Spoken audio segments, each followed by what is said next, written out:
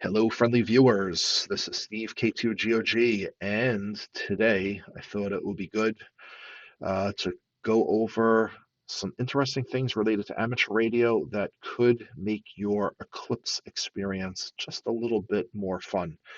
We're about 42 days away from April 8th, which is the first really great viewing opportunity for a total eclipse in the United States.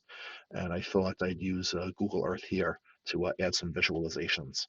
So April 8th starts over in Mexico, crosses up across the United States, and ultimately ends up in upstate, way upstate New York into Vermont, New Hampshire, Maine, and then before crossing over to our friends in Canada and back out over the Atlantic Ocean.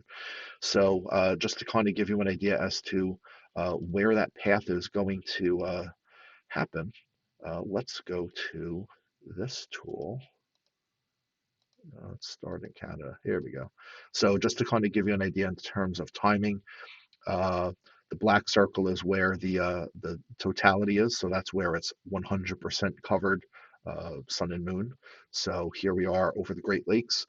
Time starting this animation is at 3:15 p.m. on April 8th. So this is the projected path. You can see it coming over Buffalo at about 3:19, passing further over towards Fort Drum and Tupper Lake. We're getting closer to like 3:25, across the border into Vermont for Burlington and Newport, and then before heading further north. So you only have about 3.5 minutes during the totality, but um, you might be able to get some good before and after related propagation reports as it relates to amateur radio activities.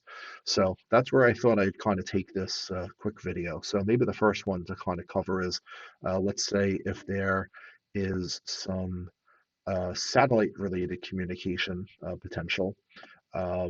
If there's a satellite that passes in the area of the totality, this might be a fun activity, or maybe to even do Earth, Moon, Earth from a portable perspective. And so amateurs like to use the grid square, so FN34, FN24.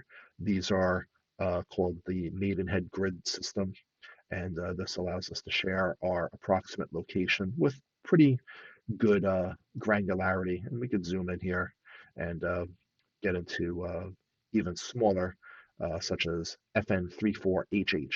So you could look for some more details about the grid squares in a past video that I did, but this might be interesting if you're interested in satellite or EME. Grid squares become pretty important in making those contacts. So what if we wanted to maybe think about something on the lower spectrum, like HF, such as what's probably more popular with the Parks on the Air community? I've pulled some data off of the POTA website, and the yellow push pins are where all the parks in New York State, and we'll just add in Vermont here just to expand things out a little bit. So New York and Vermont, we can see where those POTA locations are. The neat thing is when you go and you grab this off of the POTA site, at first pass, you'd think that there's some erroneous data. Well, these are not. These three push pins are part of national trail systems. So down here towards the south, we have the Appalachian Trail. Over here, we have the Captain John Smith Chesapeake National Historical Trail. And then all the way out here in the Dakotas is the opposite end of what's called the North Country Trail. So this could be actually kind of important for POTA during the eclipse, because maybe your favorite park that falls within the totality, maybe you find out that some other hams are going to be there and you want to be courteous and not interfere with each other. So the national trails are kind of interesting in that regard. So let me go and show you what that looks like. Now, I only was able to find KML files for the North Country and Appalachian Trails. The Captain John Smith one I could not find. So if you happen to have one, um, drop a comment where you actually grabbed that in the comments for this video. I found one, but it looked like it was behind a paywall. So if you have one, and feel free to share some comments about where you found that for Captain John Smith. But yeah, here we have the AT and North Country Trail. We can see where they intersect. So maybe if you're even looking for a on your way to the totality area for the eclipse on April 8th, maybe this might be a fun little twofer activation, which is when you could qualify for activating two parks at the same time. So this might open up some other interesting opportunities because these trails do not really intersect in too many areas. Actually, they only intersect in one here. So that's kind of neat. And then you might even be able to find some other twofer opportunities, such as in the vicinity of Crown Point State Historic Site. Now, again, I don't know if this meets those criteria, but I'll leave that up to you to go and explore that. And then there's some other spots too. Out here towards Western New York, there's some ones that definitely qualify here, like this one, Delta Lake State Park. So if you're looking for some two for POTA activation and maybe see some before and after during the eclipse, that might be fun. We also in New York State, and that's the goal for this video. So if you're outside of New York State, sorry if this doesn't capture the same attention, but you could easily go and grab all those details and make your own map if you're in some other part of the country. But here in New York, we also have Empire State Trail, which is maybe not as well known. Let me show you what that looks like.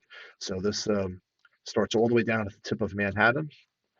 So if you're looking for a POTA while you're dodging pigeons and bicycle couriers, yeah, maybe that could be a fun thing. But yeah, it starts all the way down in Manhattan, runs all the way through.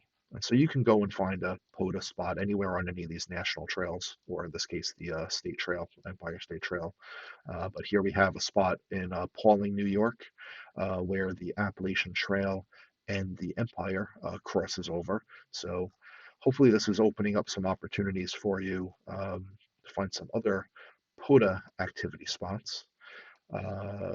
Here we have uh, over here a nice little stretch where you may have to ask some permission.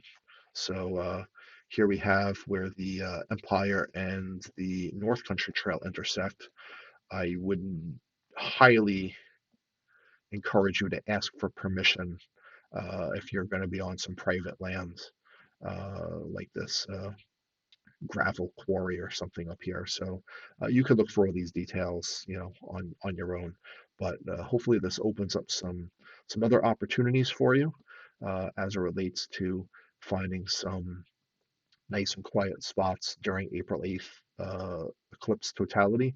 And if you're interested in playing POTA, hopefully this gives you some ideas. And again, I'll drop some links into where you can go and grab some of these files and stuff like that. But yeah, get familiar with Google Earth. That's a great tool. And keep on doing the fun POTA stuff. 73.